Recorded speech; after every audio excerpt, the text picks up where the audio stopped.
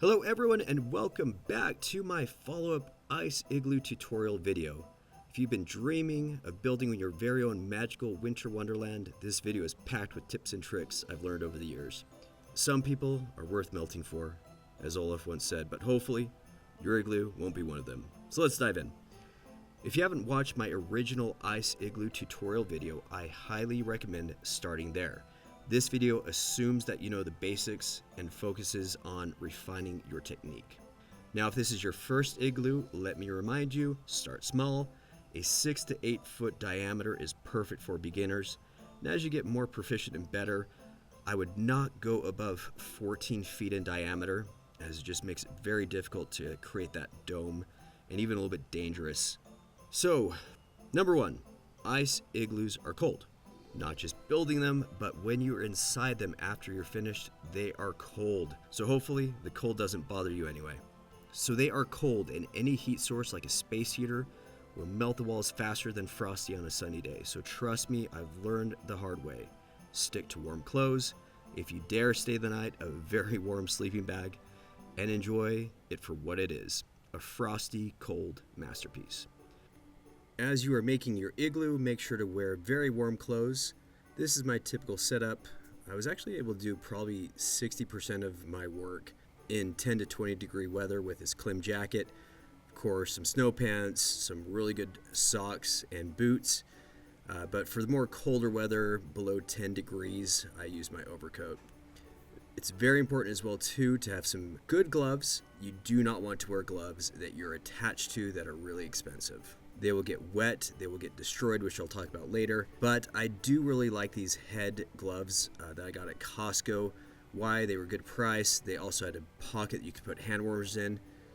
Number two, kids' interest will melt away. Don't expect your kids to practically want to move into the igloo. After the initial excitement, they'll likely return back to their usual activities. Still, the best way of spreading Christmas cheer is singing loud for all to hear, so maybe plan some family activities there like hot cocoa nights or storytelling sessions. I've even set up a few Hot Wheel tracks, and once we had a disco party celebrating the new year in there. So keep the magic alive. Next, I just want to show you how I actually lay a brick on the igloo. Sometimes for you visual learners out there, it might be nice to actually see one of the techniques that I use to do this. So I start off with a small layer of that snow cement for the base, and then I get a scoopful, and I'm going to put it on each side of where that brick is going to lie, one on the brick below it and one on the brick that was just laid. Then put the brick on and then compact that scoop right into place to hold it in place. Next, I'm going to put some of that snow cement on each side, on the front and in the back, and basically fill each nook and cranny of that brick to hold it into place. It's actually quite remarkable how quick these hold up and how each brick holds onto the last, which holds onto the last and basically creates this amazing structure. One thing that's actually quite remarkable about the very first igloo I built, when I was knocking it down, I used an axe and it had basically chiseled out the entire base of the igloo, and it was being held up by a part of the entrance arch. The entire igloo, we're talking about hundreds and hundreds of pounds, was held up by about 2 feet of ice of that entryway. It's absolutely insane. One extremely important thing about this whole process is do not rush it. Do one layer at a time. Let it freeze and settle before you do the next layer. There was this one time where I had family visiting and I really wanted to let them see the completed igloo, so I rushed the process, and even more dangerously, I rushed the dome. And I'm gonna let you guys see for yourself what happened. You should wear a rain suit. Oh shoot, look at that divot there. Or poncho. What? Oh, no. Everybody out now! That's why, because that's divoting down. Oh my gosh, get out. No. No. You alright? Yeah. Oh. I just said that out loud. I'm very angry right now. That's a small hole. Yeah, if you call 5 feet small. One other thing that I found to be very helpful is when you've completed a layer, put the first brick of the next layer up, because by the time you're going to move on to that layer, that will be frozen in place and become a very helpful anchor for that remaining layer. Let's go back to your gloves. As I said, make sure to not use gloves that you are attached to or that are expensive, because this will happen. If you have wet gloves and you hold on to an iceberg for too long, it will become one with you. Your typical instinct is just pull it off, yank it off. But what's going to happen is that you're going to rip some of that rubber protective grip of those gloves, and the integrity of those gloves just go away. So what you really want to do is you just want to peel your glove carefully off that, go slowly. Sometimes you even just need to dump it in water. So you just put that brick and your hand in the water so you can carefully peel that off. This will preserve, at least to a degree, the integrity of your gloves, which inevitably will be likely destroyed by the time you're done. Now, to be transparent about how much it costs to make your first igloo, it can be around $100 to $200 when you add up the price of all the tins and heavy-duty equipment that you'll be using. To help offset this price, a few options. You can always buy bulk at wholesale stores. Also, what my wife and I do is we rent the igloo out to the community for date nights. It's actually a really awesome experience that's very unique. We provide a nice comfy environment with chairs, blankets, hot cocoa, hand warmers, and it really is a fun experience for them. We charge about $25 to $30 an hour depending on the size of the group. Now, unfortunately, there are some members of your community that may not be so happy that you have an ice igloo. I don't know why, but who knows? Some people just like to watch the world burn. And I don't know if necessarily burn your igloo, that might be hard, but I have actually found a firework in my igloo. I was so shocked by this, but fortunately the snow that was inside it diffused it before it blew up. Part of me wonders what actually would have happened if the igloo actually could have withstanded that. That would be so cool. It'd be like, yeah, what's up? But what I do is I have several signs saying, hey, smile, you're on camera. And I actually do have several surveillance cameras around the area, so that if, unfortunately, one day that happens, I can catch the perp. Yo. Just on my igloo.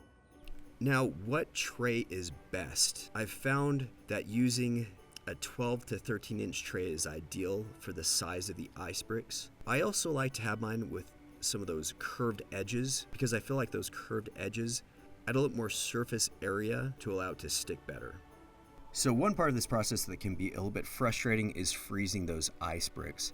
Sometimes you'll check on them in the morning and you'll find that the bricks are not all the way frozen. And as we know, water freezes from the top down, and typically it's the bottom portion of that brick that hasn't completely frozen. You'll often notice bubbles in there floating around. So rather than just waiting for it to completely freeze inside that tin, what I do is I just go ahead and just turn it upside down and let it now freeze from the top down. Every now and then you're going to see that an ice brick does not completely, or I should say easily, separate from a tin. I typically find this the case when I use food coloring, just because it gets that film and residue at the bottom of the tray. So when this happens, what you do is you don't force it, because you'll likely disrupt the integrity of that tin, that tin will get a rent in it and no longer be useful. Then eventually what I'm going to do is I'm going to use one of my bins, fill it with some water, and then put that tray inside the water for a few seconds, and usually it'll melt it to a degree that I can just simply try again, and if it doesn't separate well, put it back in the water and try again. Every now and then I've found that it just does not separate, and it just means that tin is just so compromised that it's not even worth trying anymore, because the next brick's going to be just as difficult, so just throw it away, it's no big deal. Every now and then, when you separate an ice brick from the tin, you're going to find that that top piece has not even frozen at all, and you basically just have this floating water at the top there. What I typically do is I either just leave it to freeze, or another option is packing it with clean snow. That clean snow will kind of speed up that freezing process. The only issue is if you use snow, do not count on that ice brick being clear. It will definitely be a white, foggy looking ice brick. When your ice bricks are freezing overnight, if you notice it starts to snow at night, those ice bricks are toast. When snow gets into those ice bricks, a lot of the sediment that snow will pick up from falling will just cause those ice bricks to either completely frost over and be really ugly looking, or it creates an insulated layer at the top of that ice brick, and that ice brick will not freeze well. However, snow actually is your friend when you have completed the igloo. When that fresh layer has settled on the igloo, spray some water on it and then compact it down, and you're going to add another inch of fresh ice onto that igloo to further reinforce it. When you're starting to create that dome, you really want to just follow the natural angle that that tin makes. As you can see here, it has that slight angle that all you have to do is just tilt it so it's kind of flush with that last layer. And as time goes on, you're going to see that this gradually just makes that curve to a nice flat top of that dome. Next, the misfit ice bricks. Don't despair if some of your ice bricks break or freeze unevenly. Keep those pieces. Put them in your island of misfit ice bricks. Perfect for filling gaps and finishing touches. Just because it's broken doesn't mean it's not beautiful. Another tip that I'd suggest to speed this process up along is put the bricks in the center of the igloo and get your snow cement in a nice, sturdy, heavy-duty bin and just create a track that will allow you to easily move that snow cement along. As your igloo starts to melt, be mindful of its structural integrity. Don't let it become a hazard. It's better to knock it down safely than risk an accident. If you're renting it out, consider having your guests sign a waiver just to be safe. Now I've saved the best for last. The most advanced ice igloo building technique that any of you will learn. I've called it the Icy McFlip Twist.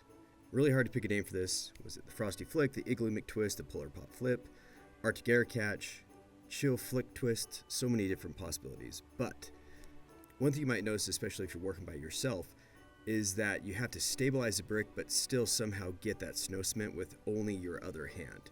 So I developed this technique over the ages. So let's watch and observe. We start off with a nice clean flick of the wrist, sending that slush into the air, simultaneously dropping that snow scoop, and then reach up and grab that airborne slush to look like a boss.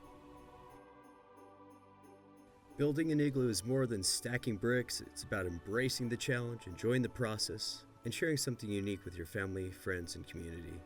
Thank you for watching and for taking the time to join me on this journey. If you have any questions, tips of your own, or stories to share, drop them in the comments. I'd love to hear about your experiences.